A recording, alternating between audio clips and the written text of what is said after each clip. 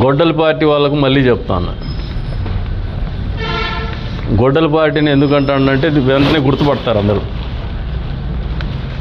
మాకు సలహాలు ఇస్తూ ఉన్నారు, హుందాగా రాజకీయాలు చేయాలని, సభ్యతగా మాట్లాడాలని,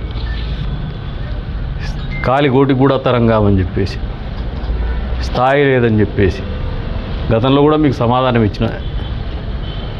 మాకు నిజంగానే స్థాయి లేదబ్బా.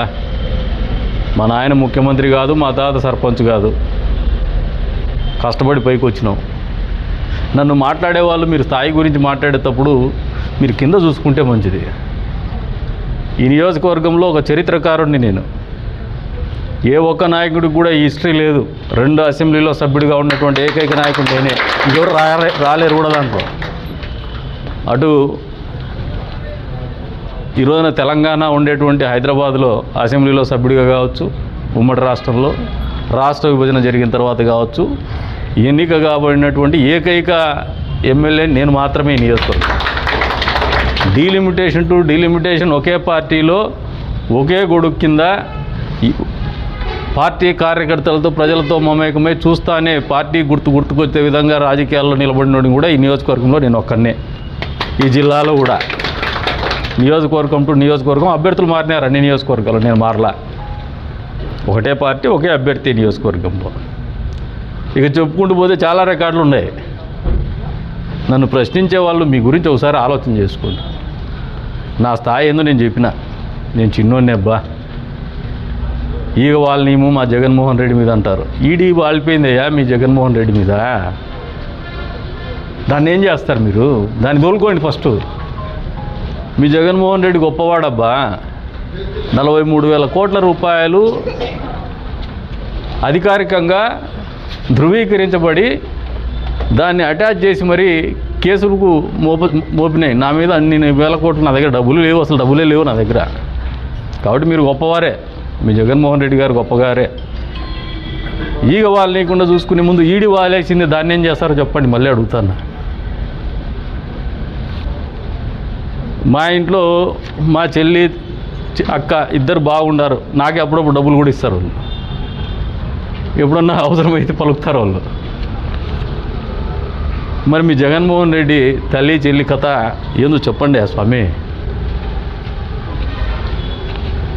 నాకంత స్థాయి లేదబ్బా. మా అమ్మని మా చెల్లెల్ని దొబ్బేసి వాళ్ళ ఆస్తులు విక్కునేంత స్థాయి నాకు లేదు.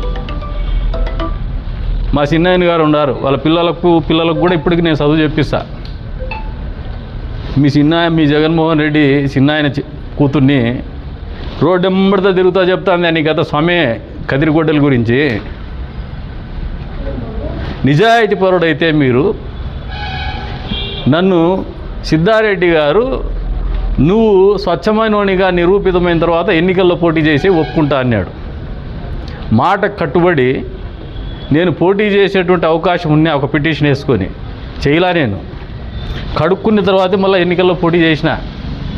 నిజంగా మీ నాయకుడు అంత గొప్పవాడే అయితే ఈ స్థాయి లేని వ్యక్తి నేను ప్రశ్నిస్తాడా? నీకు అంత గొప్పవాళ్ళు కదా మీరు. మీ మీద ఉండే కేసులు కొట్టేసుకున్న తర్వాత పోటీ చేస్తాను, నా కేసులు ఏం చేస్తారో త్వరితగా పరిష్కరించమని చెప్పేసి ఒక పిటిషన్ వేసుకోమనే సార్లు మొగోడు అంటాయని. నాయకుడి కథ స్థాయి కథ. మళ్ళీ మీకు అది దమ్ముధైర్యం లేదు. మీరు నిన్నటి రోజున కేంద్ర ప్రభుత్వం కావచ్చు, నరేంద్ర మోడీ గారి ఆలోచన విధానం కావచ్చు, ప్రపంచ పటంలో ఉన్నటువంటి పరిస్థితులు కావచ్చు, రెన్యూబుల్ ఎనర్జీ మీద అన్ని దేశాలు పరిగెడతాయి. ప్రపంచమే పరిగెడుతోంది. ఈ దేశంలో నరేంద్ర మోడీ గారు ప్రధానమంత్రిగా కొన్ని లక్ష్యాలను నిర్దేశించుకున్నారు. 500 గిగావాట్ల రెన్యూబుల్ ఎనర్జీ టార్గెటెడ్గా పోతున్నారు. That is wind, solar, battery, pumped energy, hydrogen energy అన్నీ కలిపి 500 గిగావాట్లు పెట్టుకున్నారు. రూఫ్ టాప్ సోలార్తో కలిపి. దానికి అనుగుణంగానే ప్రభుత్వాలు నిర్ణయాలు తీసుకుంటూ ఉంటారు. కానీ తమాషైన వ్యవహారం ఏమంటే అంతా వీళ్ళు మనీ లెండర్స్ కూడా మన్నెంబీర్లు అయిపోయినారు. ప్రాణాలైనా అర్పిస్తూ అంటారు. సినిమాటిక్గా ఉంది ఇది. ఎందుకు మీ ప్రాణాలు అర్పించేది? గడిచిన 5 ఏళ్లలో జగన్మోహన్ రెడ్డి గారు ముఖ్యమంత్రిగా ఉన్నారు ఈ రాష్ట్రంలో. కమ్యూనిస్టు సోదరులేమో మేమే సోలార్ తెచ్చినామంటారు. ఇప్పుడు మళ్ళీ మాకు వద్దంటున్నారు. మొన్నటిదాకా చాలా ఐ గో బై రికార్డ్స్ కమ్యూనిస్టులు ఇక్కడే కూర్చొని మాట్లాడినారు, సోలార్ నేను తెచ్చినాను యురేనియం రిఫైనరీ అని చెప్పేసి. వి అప్రిషియేట్ యువర్ జెస్చర్, మిమ్మల్ని ఘనకీర్తిని ఘనంగా కొనియాడతాం. మరి సోలార్ అప్పటి తెచ్చి ఇప్పుడు ఎందుకు వద్దంటున్నారా మీరు? ఏమైనా మతలబు ఉందా? ఏమైనా ఆట ఉందా? గడిచిన 5 సంవత్సరాలు మీరే అధికారంలో ఉన్నారు, జగన్మోహన్ రెడ్డి గారే ముఖ్యమంత్రిగా ఉన్నారు. ఎనిపిగుంట సోలార్లో